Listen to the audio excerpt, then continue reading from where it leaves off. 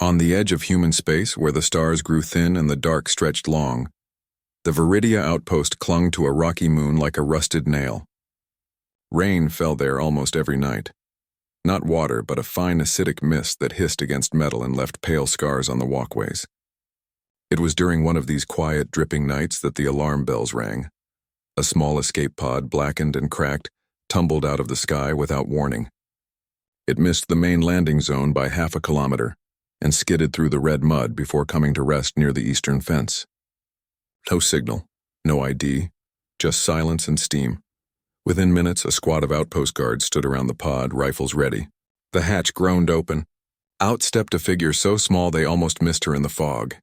She was barely taller than a human child of 10, but her eyes held something ancient.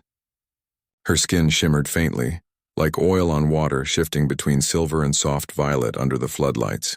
Long ears tapered to delicate points, twitching at every sound. She wore a tattered robe stitched with symbols no one recognized, and clutched something tight against her chest, a creature no bigger than a house cat, covered in smooth black scales that drank the light.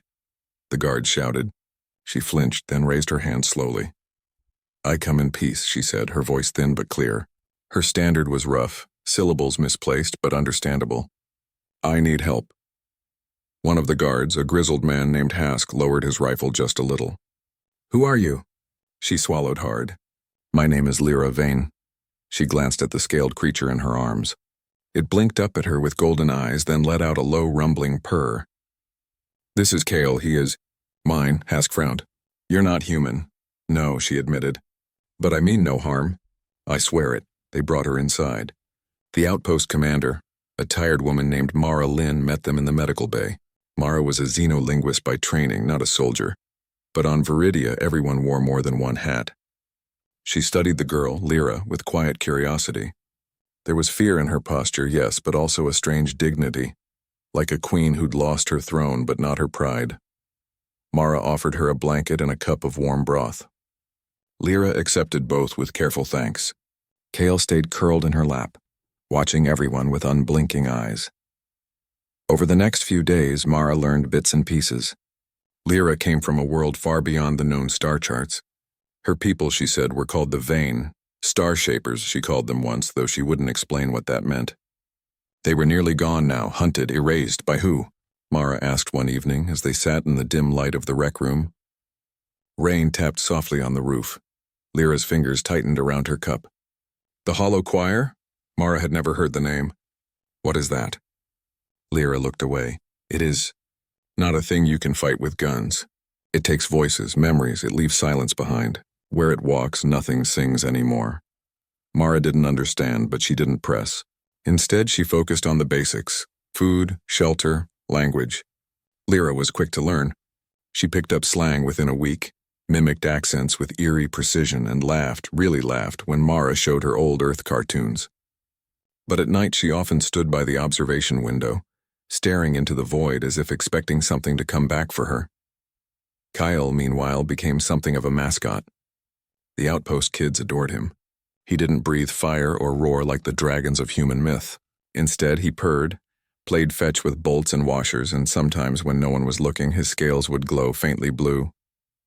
Mara noticed it once late at night when she found Lyra asleep on the couch and Kyle standing guard beside her, pulsing like a slow heartbeat. One morning, Mara found strange marks on Lyra's arms, thin, glowing lines that curled like vines. "They vanished by noon. Did you see those?" Mara asked gently. Lyra pulled her sleeves down fast. "It's nothing, just old scars," but Mara wasn't convinced. She began digging through the pod's wreckage. Buried in the hull, she found a data crystal, cracked but intact. When she plugged it into the outpost decoder, it played a single image: a vast floating city made of crystal and light, burning as shadowy tendrils wrapped around its towers. In the center of the image, a symbol pulsed, the same one stitched into Lyra's robe. That night, Mara confronted her. "You're not just running from war," Mara said softly. "You're running from something worse." Lyra sat very still. Then quietly she nodded.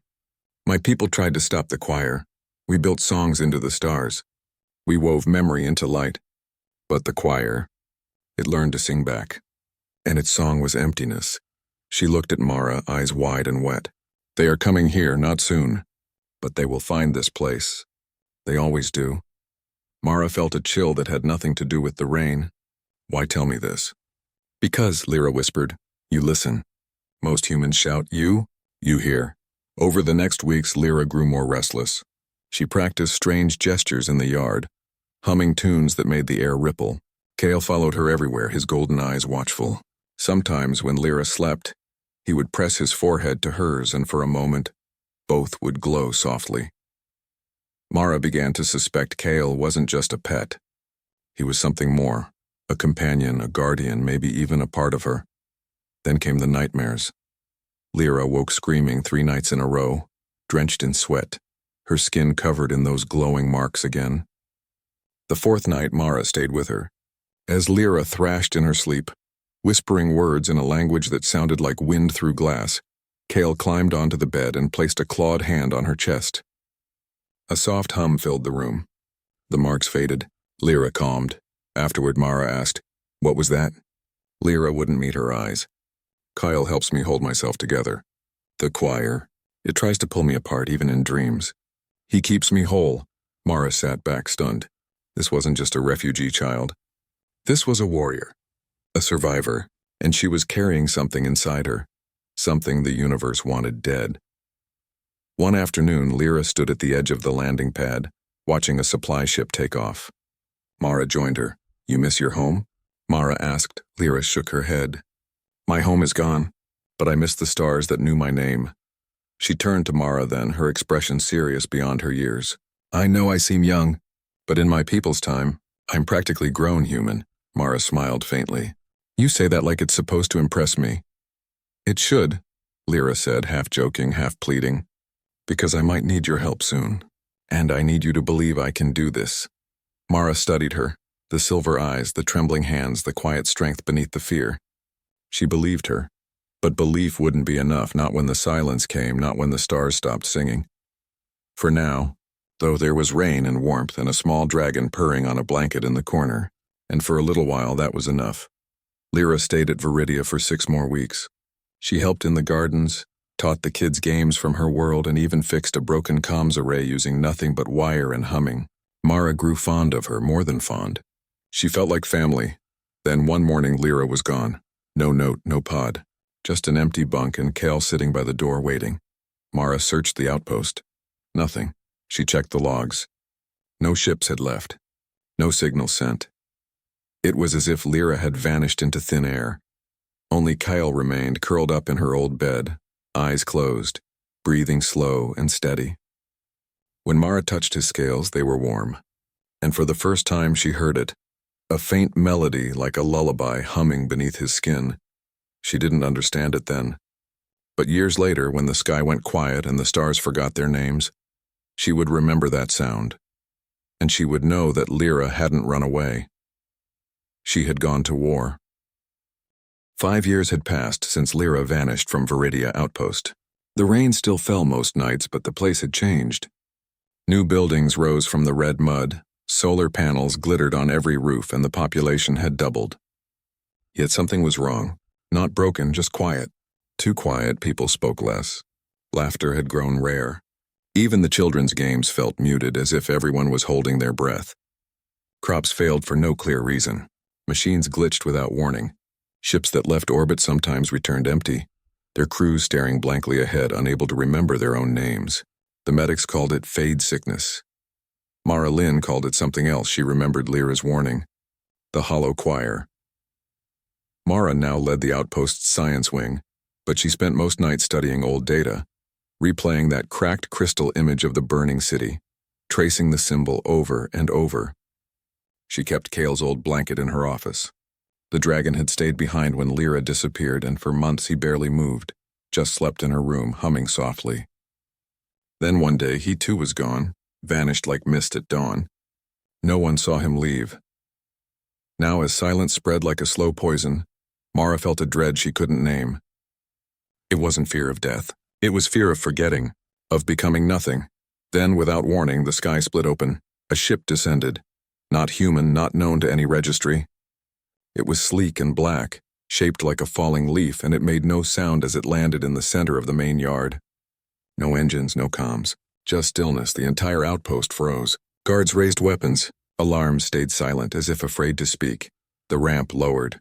Out stepped a woman, taller now, her frame lean and strong. Her silver-violet skin gleamed under Viridia's weak sun, and her ears, once delicate, now bore thin scars that glowed faintly. She wore armor that looked grown, not forged, living crystal that shifted with her breath. At her side walked Kale, but he was no longer the size of a cat. He stood as tall as a ground vehicle, his obsidian scales edged with ember light, wings folded tight against his back. His golden eyes scanned the crowd, calm but watchful. And then she spoke. Mara Lynn. Her voice was deeper now, steady, but Mara knew it instantly. Lyra, Mara whispered. Lyra nodded once. I came back. The crowd parted as Mara walked forward. She stopped a few feet away, heart pounding. This wasn't the nervous girl who'd clutched a dragon and said she was practically grown. This was a warrior. A survivor, maybe something more. You left without a word, Mara said. I had to, Lyra replied. The choir was closer than I thought. I couldn't risk leading it here. And now you have. Lyra's eyes darkened. It found you anyway. Silence doesn't need a trail. It spreads like breath. She turned and gestured to Kale. The dragon lowered his head and a soft hum filled the air. For a moment, the oppressive quiet lifted. Birds chirped in the distance. A child laughed, really laughed, for the first time in months.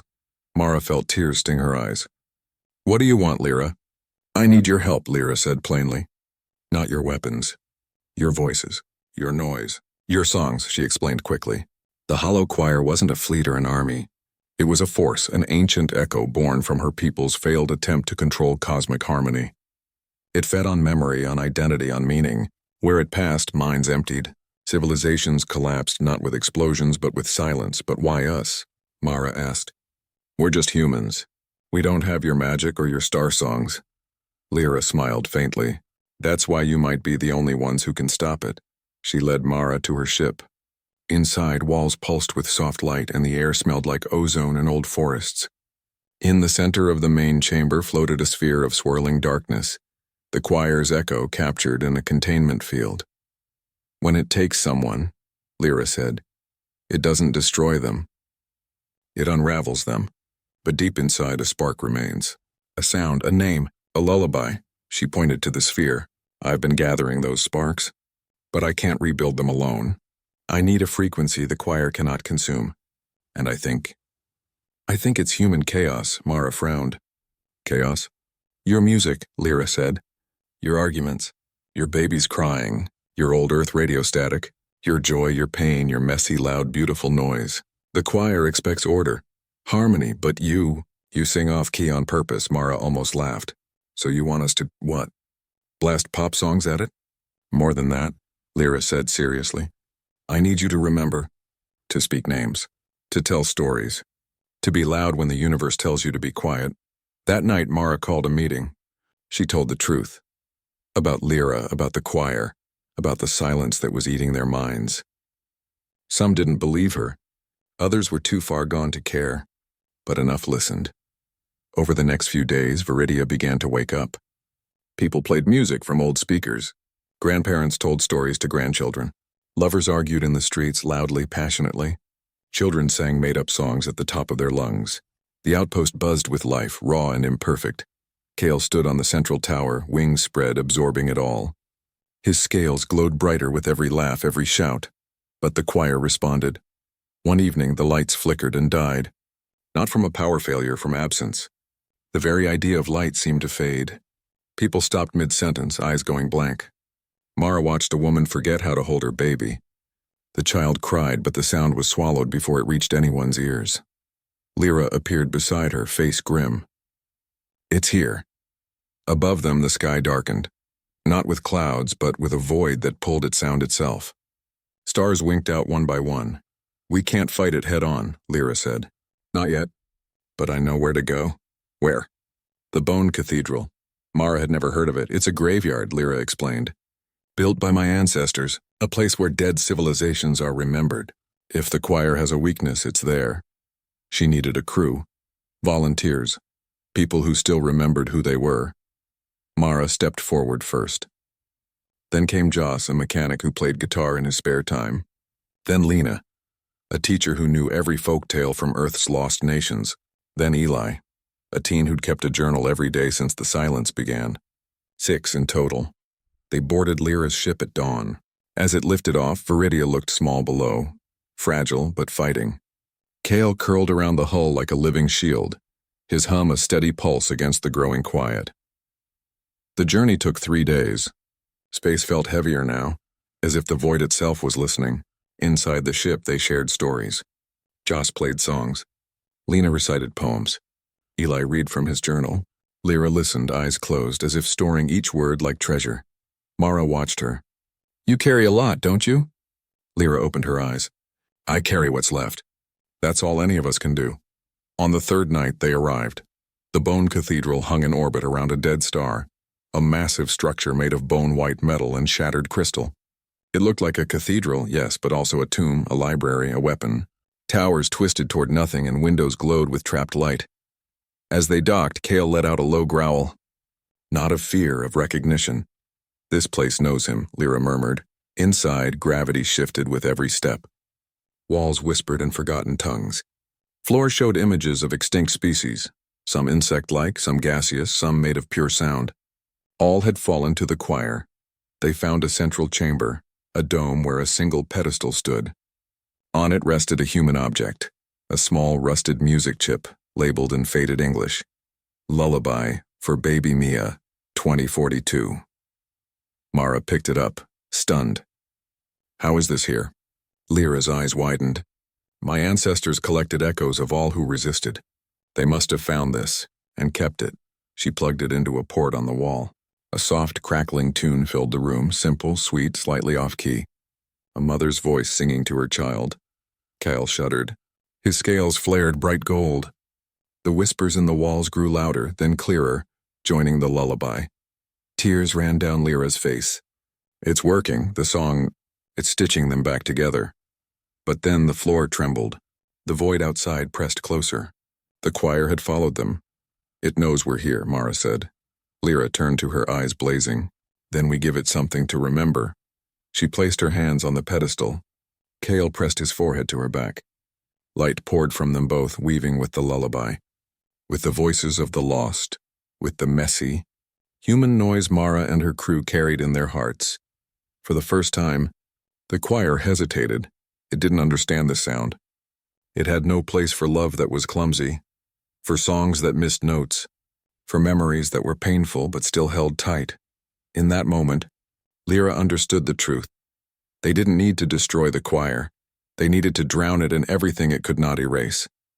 And humans, with all their noise and heartbreak and joy, were perfect for the job. As the ship prepared to leave the cathedral, Mara looked at Lyra, no longer the nervous girl, but a leader forged in silence and starlight. "You're really grown now," Mara said softly. Lyra smiled. "Took me long enough." Outside, the stars began to return. One by one, they remembered their names, and far below on Viridia, a child laughed again. Loud, clear, and full of life. The bone cathedral hung in the dead star's orbit like a ghost made of bone and memory. Its walls were not built. They were grown from the remains of 1,000 lost worlds, each rib of metal holding a story that no one alive could read. Inside, the air hummed with whispers, not loud but constant, like wind through ancient trees. Lyra stood at the center of the main chamber, her hand still on the pedestal where the old human lullaby played on a loop. The tune was simple, just a woman's voice, slightly shaky, singing to a child named Mia, but in this place of silence, it was a revolution. Kale lay curled at her feet, his obsidian scales pulsing with golden light. Every time the lullaby reached its chorus, his glow brightened and the whispers in the walls grew clearer. Words in languages long dead began to form. Pleas, poems, last goodbyes. Mara watched from the edge of the room, arms crossed, heart pounding. She had seen many strange things in her years on Viridia, but this was something else. The cathedral was waking up, and it remembered humans. "How did this get here?" Mara finally asked, holding up the small music chip. Lyra turned, her silver eyes tired but sharp. "My people did not just fight the choir. They tried to save what it destroyed. They built this place to hold echoes, fragments of songs, voices, names, anything that could be rescued. She walked over and gently took the chip from Mara's hand. This lullaby, it is not powerful because it is perfect. It is powerful because it is real. A mother singing off-key to her baby, that is something the choir cannot understand. It has no place for love that is messy. Mara nodded slowly. She understood now. The choir fed on order, on silence, on the absence of feeling. But humanity thrived in chaos, in laughter that came too loud, in tears that fell without reason, in songs that missed every note but still meant everything. Suddenly, Cale lifted his head. A low growl rumbled in his chest. The lullaby crackled, then skipped. He feels it, Lyra said, her voice tight. The choir is close. Outside the cathedral's thin walls, the void thickened. Stars winked out one by one, not with distance, but with erasure. The silence wasn't just empty, it was hungry.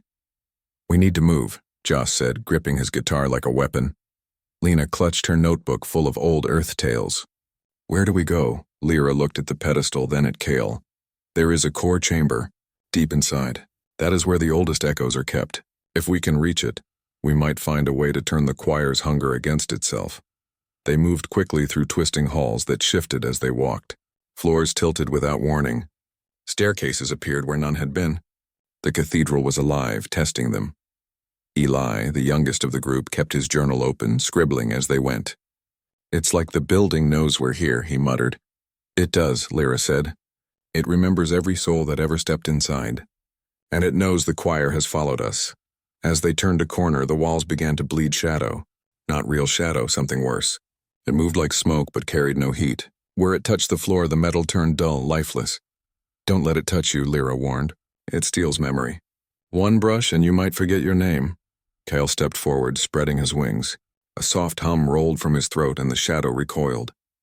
The lullaby, still playing faintly from a small speaker Mara carried, seemed to push it back further. They pressed on. The deeper they went, the heavier the air became. Sounds grew muffled. Even their breathing felt quiet.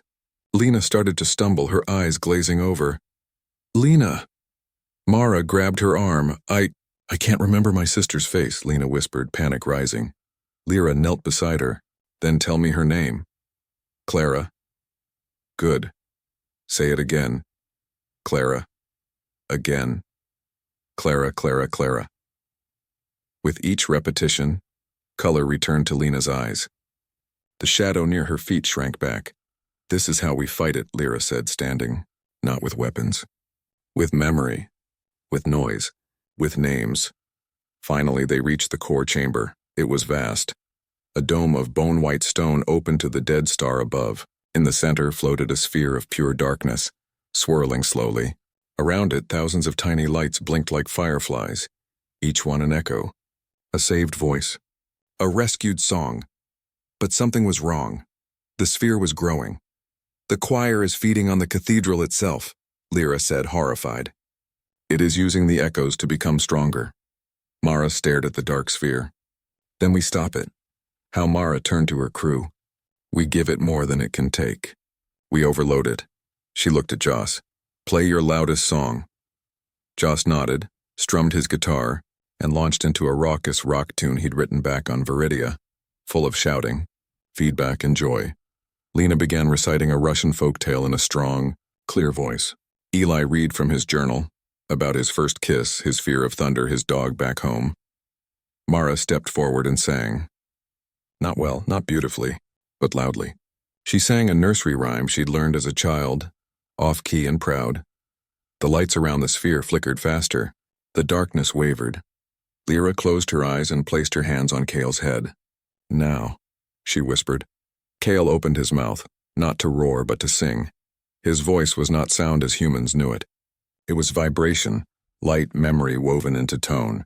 And into that song Lyra poured everything she had, her grief for her lost world, her hope for Viridia, her trust in these loud, messy humans who refused to be silent.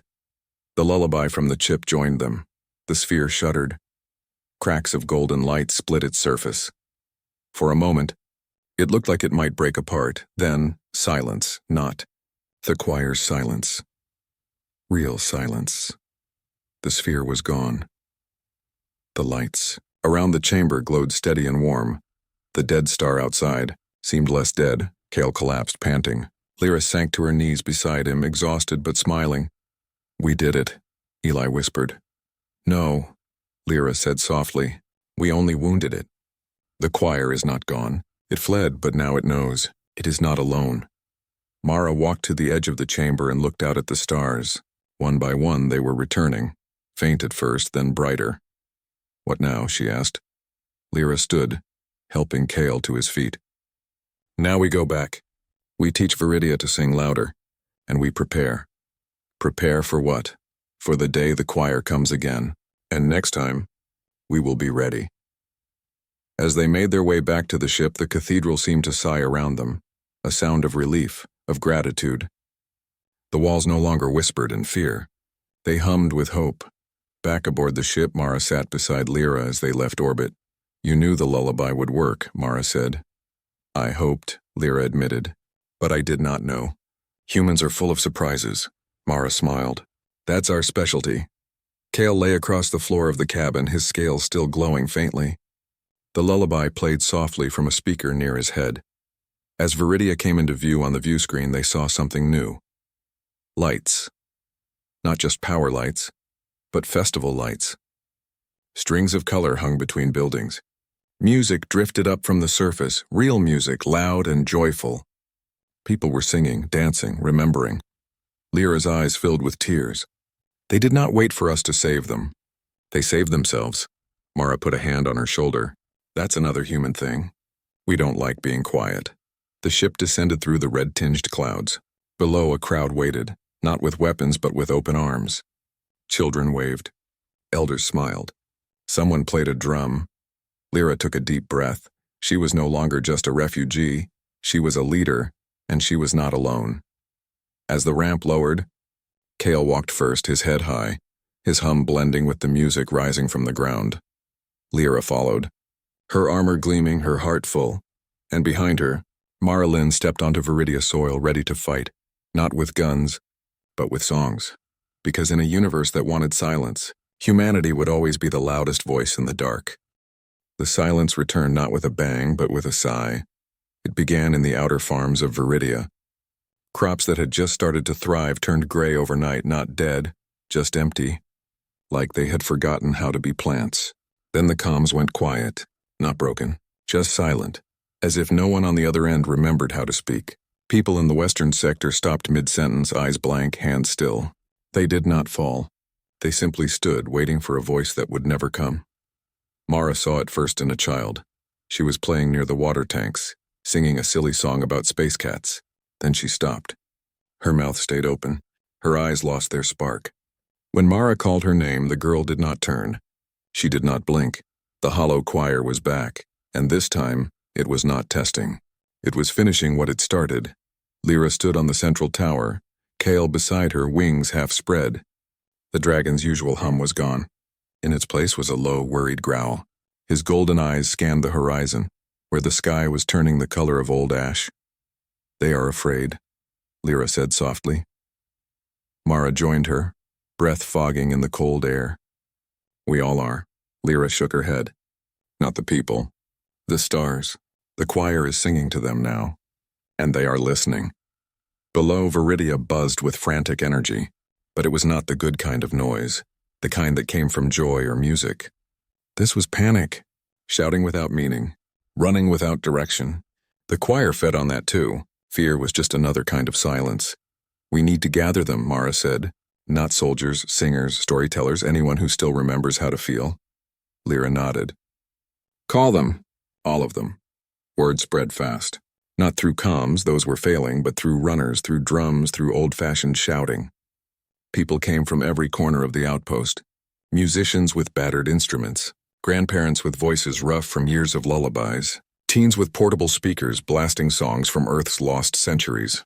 Even the quiet ones, the ones who never spoke, brought their journals, their drawings, their memories written in ink, because they could not trust their minds anymore. In the main square, Mara stood on a crate and raised her hands. "We do not fight with guns," she called. "We fight with noise, with names, with everything that makes us human." A murmur rose, then grew. Someone strummed a guitar. Another began to clap. A woman started singing an old gospel tune, strong and clear. Others joined, not in perfect harmony.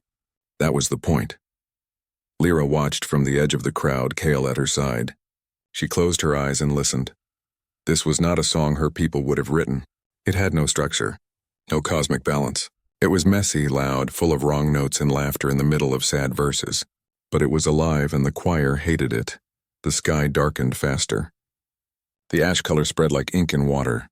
Stars vanished. The ground grew cold, but the people sang louder. Joss played his guitar until his fingers bled. Lena told the tale of Anansi the spider to a circle of wide-eyed children. Eli stood on a bench and read his entire journal aloud. Every fear, every hope, every dumb joke he'd ever written. Mara walked among them, touching shoulders, whispering names. You are Mara, you are Joss, you are Lena, you remember. Lyra knew it was not enough. The choir was too strong now. It had learned. It no longer just erased, it twisted. It took songs and turned them hollow, made laughter sound like crying, made love feel like loss. She looked at Kale. He understood. Without a word, he stepped into the center of the square. The crowd fell silent, not from fear, but from awe. Kale opened his mouth and he sang. It was not a sound anyone could describe. It was light and memory and starlight woven into tone. It carried the lullaby from the Bone Cathedral, the voices of the lost, the hum of 1,000 human hearts beating out of time. Lyra stepped forward and placed her hands on his head. She gave him everything, her grief for her fallen world, her rage at the choir's hunger, her love for these loud, stubborn humans who refused to disappear. Her own voice joined his, not as sound, but as essence. And then, something broke. Kale's form flickered. One moment he was a dragon of obsidian and ember. The next he was something older, something made of song and shadow and starlight. His scales turned to liquid silver. His eyes became twin galaxies. The choir recoiled. For the first time it felt fear, because Kale was no longer just a creature. He was a vessel, and inside him Lyra poured the one thing the choir could not consume, human chaos. Mara saw it happen. She raised her arms and shouted, "Now sing!" The crowd exploded in noise. Not one song. Hundreds, thousands. Rock and roll. Lullabies. War chants. Nursery rhymes, crying, laughing, arguing, loving. It was too much. The choir's void shattered like glass. A sound like a scream, silent but felt in the bones, ripped through the air. The ash sky cracked. Stars returned, brighter than before, but Lyra collapsed. Kale caught her before she hit the ground, his form shifting back to dragon shape, but weaker now. His glow was dim. Mara ran to them. Lyra's eyes were open but distant. "It is not dead," she whispered. "It is wounded. It will run, but it will come back." She looked at Kale, then at Mara. "I have to go with it." Mara's heart dropped. "What if I do not follow? It will hide, and it will grow stronger in the dark. I must chase it, heal it, not destroy it. But you'll be alone." Lyra smiled faintly. "Not alone. Kale is with me, and now I carry your song inside me." She sat up with effort. Around them, the people of Viridia stood quiet, not from fear but from respect. Lyra stood. She was thinner now, paler, but her eyes burned with purpose. "I am not just vain anymore," she said to the crowd. "I am also human, in the way that matters." Mara hugged her tight. "Come back." "I will," Lyra said. When the stars remember how to sing, she and Kale walked to the landing pad. Her black ship waited, humming softly. As the ramp closed behind them, Mara stood with the others, watching the ship rise into the sky. Below, someone started singing again, softly at first, then louder. Because silence was not the end, it was just the space between songs, and humanity would always fill it. Viridia bloomed in the years after the silence broke. What was once a struggling outpost on the edge of human space became something new, a beacon. Not of power or weapons, but of noise. Music played from every building. Children sang while they worked in the gardens. Old radios crackled with songs from Earth's forgotten cities. Even the wind seemed to carry a tune. People called it the loud time. Mara Lynn walked through the central square every morning, coffee in hand, listening.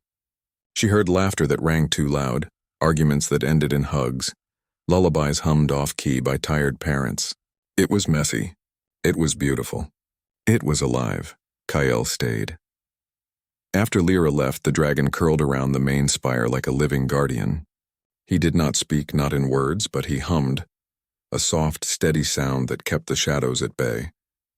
At night, children left him small gifts, carved wooden stars, notes with drawings, sometimes just a warm blanket. He never moved much, but his golden eyes followed the people below with quiet care. Mara often sat with him on the roof, telling stories of Earth, of oceans and snow and cities that once lit up the dark. Kale listened, his scales pulsing gently as if storing every word. Then one evening a signal came, not through comms, not through any human system. It came through Kale. He stood suddenly, wings half unfolding, and let out a low, clear note that echoed across the outpost. Everyone stopped, not in fear, in recognition. Mara ran to the roof. "What is it?" Kale turned his great head toward the stars. A single tear, glowing silver, rolled down his snout. Mara knew. She activated the old deep space receiver, the one Lyra had left behind. Static hissed for a moment. Then a voice. "I'm practically grown now. Lyra." Her voice was calm, strong, but carried the weight of long travel. Mara's hands shook as she adjusted the frequency. "Lyra, where are you?" Lyra said. "But not lost. The choir is wounded, not gone. I follow it through the dark places, singing to the echoes it left behind. I am not fighting it anymore. I am healing it." Mara sat down hard on the roof ledge. "You're alone out there." "No," Lyra said softly. "I carry Viridia with me. Your songs, your noise, your stubborn, beautiful refusal to be quiet, and others have joined me. Refugees, survivors, those who remember what silence feels like." She paused. "They call me the Star Singer now. Not a warrior, a healer." Mara smiled through tears. "You always were both." "I will not return soon," Lyra said. "But I needed you to know I am okay, and the universe is learning to sing again." The signal faded, leaving only static. Kale lowered his head onto his paws. But his hum returned, stronger now, warmer. Down in the square, someone began to sing, not a sad song, a hopeful one. Others joined. Soon the whole outpost was alive with sound. Mara looked up at the stars. They shone bright and steady. No longer afraid, years passed, Viridia grew. Ships from other worlds began to visit, not for trade but for song. A bird-like species from the Helix Nebula came to learn human lullabies. A crystalline race from the Veil Belt recorded street musicians calling their noise the antidote to forgetting. Kyle never left the spire. But sometimes on clear nights he would lift his head and sing a single note toward the deep sky. And far away across the void another voice would answer. Mara grew older. Her hair turned gray. Her steps slowed. But she still walked the square every day, still told stories, still played that old lullaby for Kale when the nights grew too quiet. One spring morning, she climbed the spire one last time. Kale was waiting, as always. "I think it's time," she said, sitting beside him. He nuzzled her gently, his scales warm against her skin. She closed her eyes. "Tell her. I'm proud." Kale hummed. And in that hum, Mara heard everything. The laughter of children, the strum of Joss's guitar, Lena's stories, Eli's journal pages rustling in the wind. She heard Viridia. She heard Earth. She heard the universe finally remembering how to be loud. When they found her, she was smiling. Kale stayed with her body through the night, his hum a soft blanket of sound. At dawn he spread his wings for the first time in years and took to the sky. He did not leave Viridia. He circled it once, twice, then landed back on the spire, curling around it like a promise. Life went on. New voices rose. New songs were written. The loud time did not end. It grew. And far beyond the stars, Lyra Vane sailed her black ship through the dark, followed by a fleet of refugees and dreamers. She sang to dead worlds and they woke. She sang to broken minds and they remembered. She carried Viridia in her heart and through her. Humanity's noise became a light that even the deepest silence could not swallow. Back on Viridia, a child stood beneath Kyle's spire and sang a song she made up that morning, about dragons and stars and girls who came from the sky. Kyle's eyes glowed softly, and somewhere, In the space between galaxies, Lyra smiled. Because the